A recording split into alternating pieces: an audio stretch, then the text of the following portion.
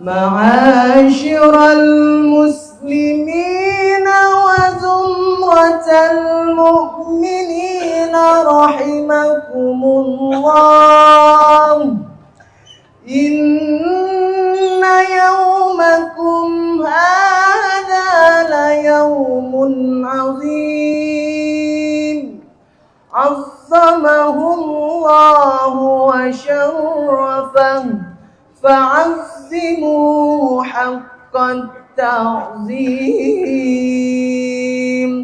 قال النبي صلى الله عليه وسلم: عظموا ضحاياكم فإنها على متن الصراط مطاياكم،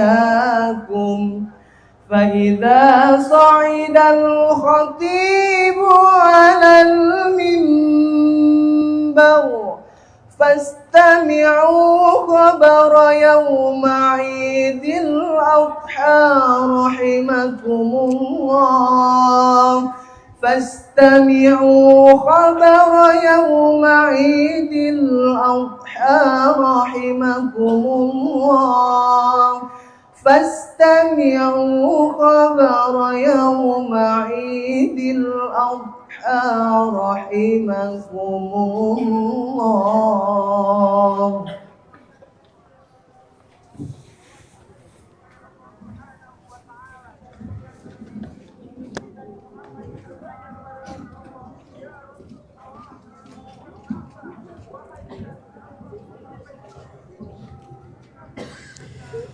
Allahu Akbar, Allahu Akbar, Allahu Akbar, Allahu Akbar, Allahu Akbar, Allahu Akbar, Allahu Akbar, Allahu Akbar, Allahu Akbar, Allahu Akbar kabira walhamdulillahi katsira wa subhanallahi bukratan wa asila. La ilaha illallah wahdah sadaqa wa'dah wa nasara 'abdah wa azza jundah wa hazama al-ahzaba wahdah. La ilaha illallah, Allahu Akbar, Allahu Akbar walillahil hamd. Alhamdulillahilladzi amarna bidhabhil udhiyah wa balaghna ila hadzal yawm min 'ashri dzilhijjah, wa ashhadu an la ilaha illallah dzu rahmati wasi'ah, wa ashhadu anna sayyidina Muhammadan 'abduhu wa rasuluh alladzi turja minhu asy-syafa'ah. Allahumma shalli wa sallim wa barik wa an'im ala nabiyyina Muhammadin ar-rahmah an-nabiyyir rahmah wa ala alihi wa ashabihi dzawil uqulis salimah, salatan wa salaman mutalazimaini ila yaumil qiyamah. Amma ba'd. Ibadur rahman, fa inni usikum wa nafsi bitaqwallahi al-mannan al-qail fi kitabih al-Qur'an, bismillahirrahmanirrahim, la yanalallaha luhumuha wala dima'uha walakin yanaluhu at-taqwa minkum, kadzalika sakhkharaha lakum litukabbirullaha ala ma hadakum wa basyiril muhsinin. وقال الله تعالى في كتابه الكريم: يا أيها الذين آمنوا اتقوا الله حق تقاته ولا تموتن إلا وأنتم مسلمون. Jemaah salat Idul Adha yang dirahmati Allah Subhanahu wa taala. Idul Adha merupakan hari raya umat Islam yang selalu diwarnai dengan kemeriahan dan kebersamaan. Dari hal ini muncullah rasa cinta dan kebahagiaan. Semua ini bisa kita rasakan dalam rangkaian ibadah seperti salat Idul Adha berjamaah, ibadah haji di tanah suci, dan juga ibadah kurban di seluruh dunia. Kita berkumpul bersama di masjid dan tanah lapang yang penuh keberkahan untuk bersama-sama melaksanakan salat Idul Adha sebagai wujud penghambaan dan ketaatan kita kepada Allah Subhanahu wa taala. Kita semua berkumpul menghadap Tuhan yang satu tanpa memandang status dan jabatan. Semua sama di hadapan Allah Subhanahu wa taala. Kaya miskin, pejabat dan rakyat jelata bersama-sama duduk bergembira dan mendirikan salat Idul Adha ketika hadirnya 10 Zulhijjah untuk merayakan hari raya suci umat Islam ini.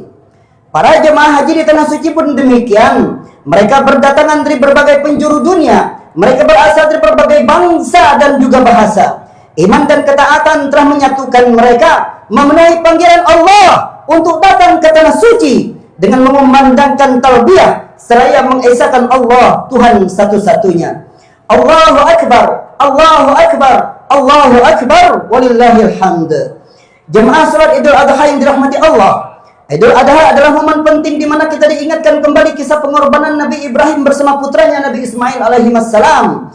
Sebuah kisah yang begitu luar biasa yang tertulis di dalam kitab suci Al-Quran di dalam surah As-Saffat. Sebuah kisah yang menyentuh kalbu dan jiwa. Sang ayah dan anak keduanya kompak menunjukkan ketaatan dan ketaatan yang sempurna kepada Allah Subhanahu wa taala.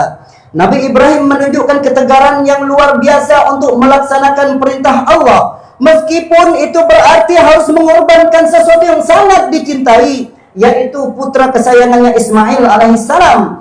Dan di sisi lain, kita juga kagum kepada ketegaran Nabi Ismail alaihissalam yang menunjukkan kepatuhan yang luar biasa kepada ayahandanya dan kepada Tuhannya, walaupun harus mengorbankan dirinya sendiri. Kisah tersebut disebut di dalam Al-Quran surah As-Saffat ayat 102.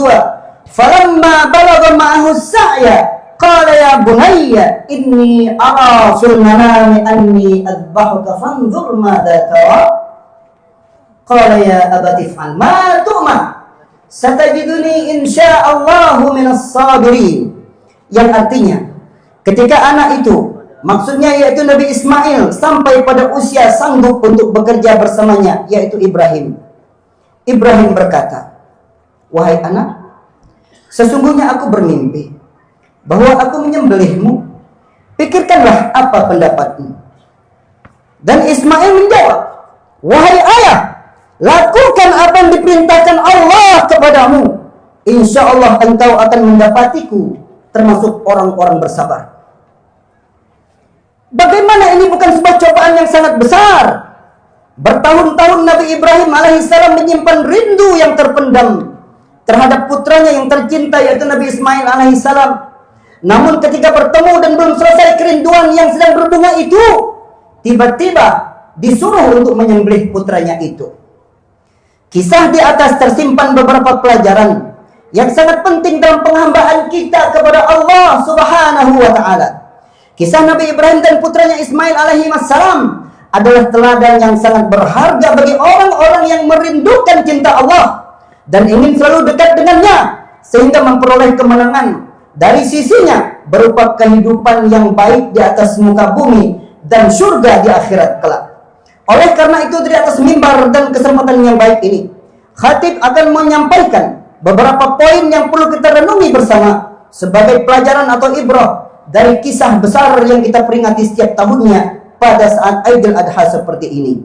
Allahu Akbar, Allahu Akbar, Allahu Akbar, walillahil hamd. Jemaah surat Idul Adha yang dirahmati Allah Subhanahu wa taala. Adapun pelajaran pertama yang kita dapatkan yaitu mendahulukan musyawarah sebelum mengambil sebuah keputusan demi kemaslahatan bersama, apalagi dalam urusan besar. Pada kisah Nabi Ibrahim bersama putra beliau Ismail alaihi wassalam yang tertera pada ayat 102 surah As-Saffat, kita dapatkan Nabi Ibrahim sang bapak tidak serta-merta memaksakan putranya untuk mau disembelih, tetapi beliau mengajak putranya untuk didengar pendapatnya. Dari peristiwa di atas dapat kita ambil sebuah pelajaran bahwa di dalam ruang lingkup yang kecil seperti instansi keluarga ataupun dalam urusan yang lebih luas yang berkaitan dengan orang yang banyak seperti instansi negara misalnya, maka musyawarat merupakan langkah yang teramat penting sebelum membuat keputusan agar tidak ada yang dirugikan nantinya. Bermusyawarah di dalam mengambil keputusan pada setiap urusan dapat menghindari kesalahpahaman, dan dengan bermusyawarah juga apa yang menjadi aspirasi orang banyak dapat diketahui, sehingga kepala keluarga dan kepala negara tidak melakukan satu keputusan yang salah yang menyebabkan kerugian dan kehancuran orang banyak.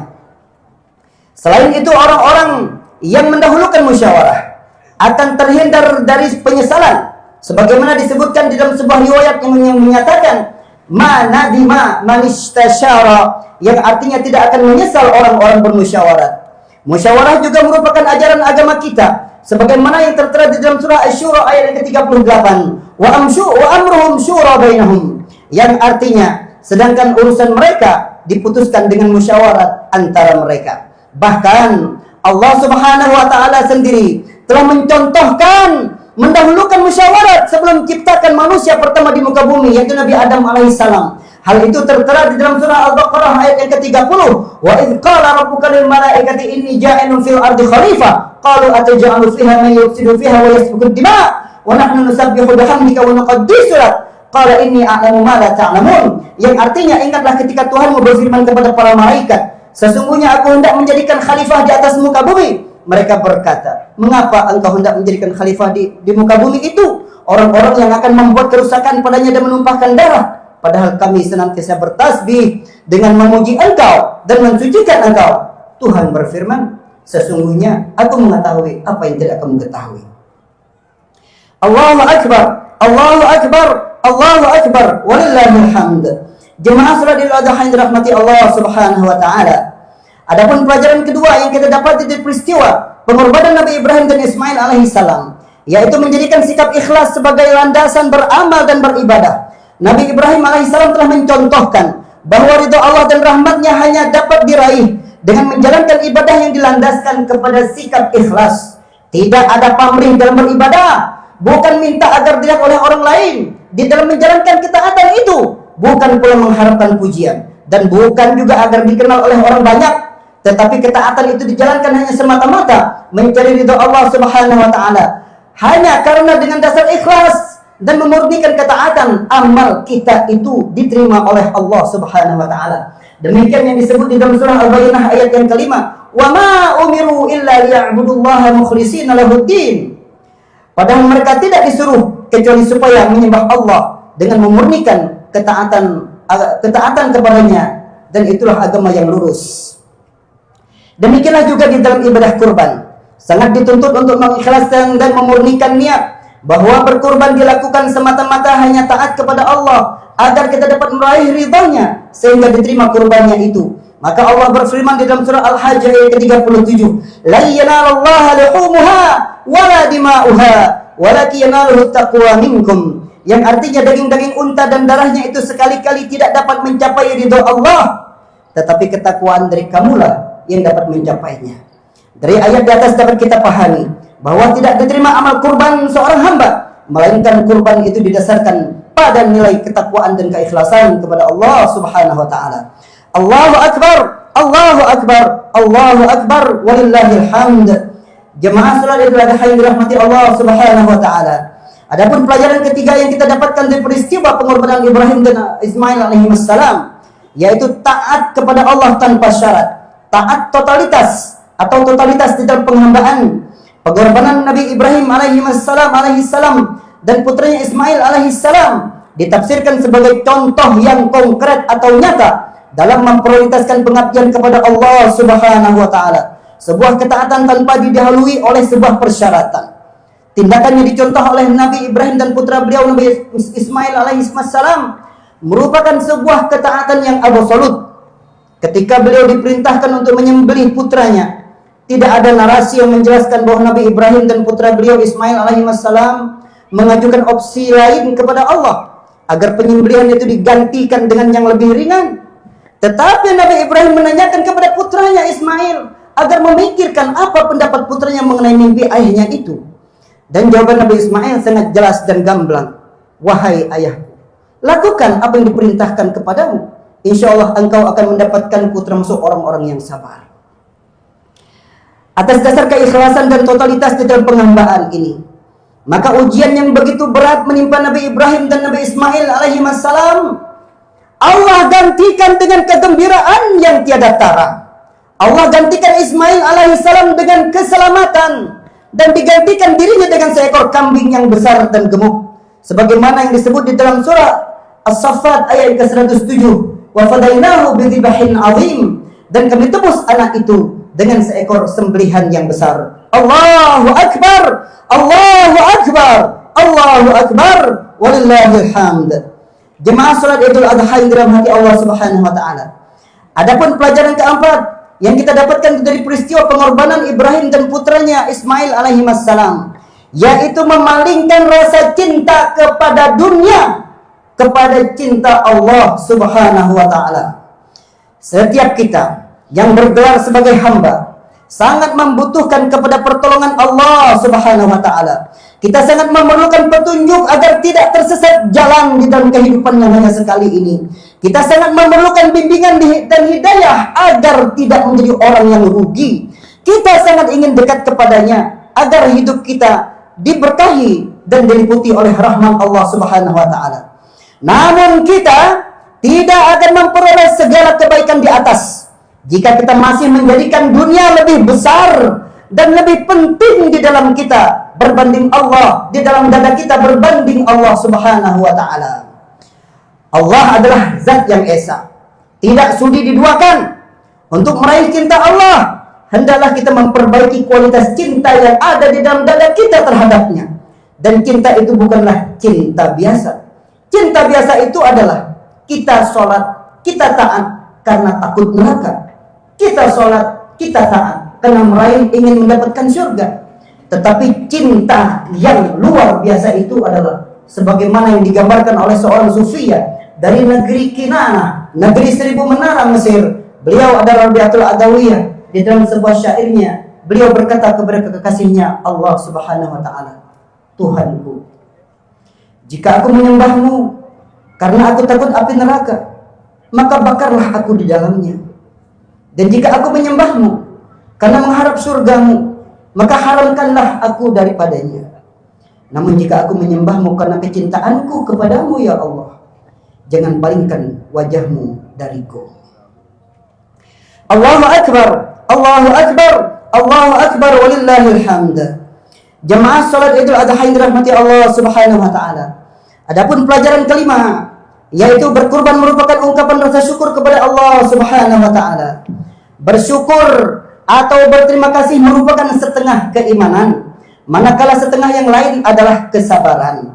Sebagaimana yang disabdakan oleh Rasulullah sallallahu alaihi wasallam di dalam sebuah hadis yang diriwayatkan oleh Imam Muslim di dalam sahihnya, an Suhaib radhiyallahu anhu qala Rasulullah sallallahu alaihi wasallam, ajaban li amril mu'min, inna amrahu kullahu khairun wa laysa dzalika li ahadin illa lil mu'min, in asabathu sarra syakara fa kana khairun lahu wa in asabathu dharra sabara fa kana khairun lahu.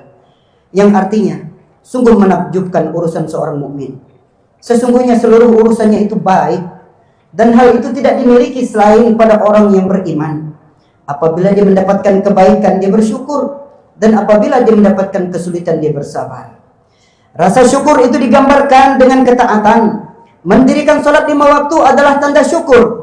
Berpuasa di bulan Ramadan adalah tanda syukur. Berzakat adalah tanda syukur. Mencari harta dengan cara yang halal adalah tanda syukur. Meninggalkan maksiat adalah tanda syukur. Mengajak orang lain untuk berbuat kebaikan adalah tanda syukur. Mencegah orang lain melakukan kejahatan adalah tanda syukur. Begitu juga berkurban adalah tanda syukur ataupun terima kasih kita kepada Allah Subhanahu wa taala. Bersyukur atau berterima kasih dapat mendatangkan ridha Allah, dan ridha Allah itu dinampakkan pada kenikmatan-kenikmatan yang banyak. Tidak menutup kemungkinan nikmat negara yang aman, nikmat bisa berusaha dan berniaga, nikmat masih bisa masuk kantor, nikmat kesehatan yang kita rasakan saat ini, dan nikmat-nikmat yang lainnya adalah sebagai sebab karena kita masih mau mendirikan sholat 5 waktu, ataupun karena kita masih mau berpuasa di bulan Ramadan, ataupun karena kita masih mau menunaikan zakat. Masih lagi kita mengajak kepada kebaikan-kebaikan, ataupun mencegah kemungkaran-kemungkaran yang ada di tengah-tengah masyarakat kita. Inilah mungkin bentuk nikmat yang sebetulnya kita terima karena kita masih mentaati Allah Subhanahu wa taala. Ja'alanallahu wa iyyakum minal aidin wa faizina wal maqbulina kullu amin wa antum bi khair. Amin. Bismillahirrahmanirrahim. Wasari'u ila maghfiratin min rabbikum wa jannatin arduha as-samawati wal ard u'iddat lil muttaqin wa qur rabbi firham wa anta khairur rahimin. Bismillahirrahmanirrahim. Allahumma khairil islami minal muslimina wal muslimat والمؤمنين والمؤمنات وسائرهم على الموحدين والمجتهدين واختم لنا يا خير الناصرين برحمتك يا أرحم الراحمين والحمد لله رب العالمين. الله أكبر الله أكبر الله أكبر الله أكبر الله أكبر الله أكبر الله أكبر ولله الحمد. الحمد لله الملك الديان والصلاة والسلام على محمد سيد ولد أدنان وعلى آله وصحبه وتابعيهم على مر الزمان. وأشهد أن لا إله إلا الله وحده لا شريك له المنزه عن الجسمية والجهة والزمان والمكان. وأشهد أن سيدنا محمد عبده ورسوله الذي كان خلقه القرآن. أما بعد فأوصيكم ونفسي بتقوى الله عز وجل واتقوا الله تعالى في كل مكان وزمان. واعلموا أن الله أمركم بأمر عظيم أمركم بالصلاة والسلام على نبيه الكريم فقال تعالى إن الله وملائكته يصلون على النبي يا أيها الذين آمنوا صلوا عليه وسلموا تسليما. اللهم صل وسلم وبارك على نبينا محمد وعلى آله وصحبه الطيبين. وارض اللهم عن الخلفاء الراشدين أبي بكر وعمر وعثمان وعلي وعن سائر الصحابة الصالحين. اللهم اغفر للمسلمين والمسلمات والمؤمنين والمؤمنات الأحياء منهم والأموات إنك سميع قريب مجيب الدعوات. اللهم اجعل عيدنا هذا سعادة وتلاحما ومسرة وتراحما وزدنا فيه طمأنينة وألفة وهناء ومحبة وأعده علينا بالخير والرحمات واليمن والبركات. اللهم اجعل المودة شيمتنا وبذل الخير للناس دأبنا. اللهم أدم السعادة على وطننا وانشر البهجة في بيوتنا واحفظنا في أهلنا وأرحامنا وأكرمنا بكرمك في الدنيا والآخرة. اللهم اجعل إندونيسيا بلدة آمنة مطمئنة رخية وسائر بلاد المسلمين برحمتك يا الله يا أرحم الراحمين. ربنا آتنا في الدنيا حسنة وفي الآخرة حسنة وقنا عذاب النار وادخلنا جنة مع الأبرار يا عزيز يا غفار يا رحمن يا رحيم. إن الله يأمر بالعدل والإحسان وإيتاء ذي القربى وينهى عن الفحشاء والمنكر والبغي يعظكم لعلكم تذكرون. فاذكروا الله العظيم يذكركم ولذكر الله أكبر. الله أكبر الله أكبر الله أكبر ولله الحمد.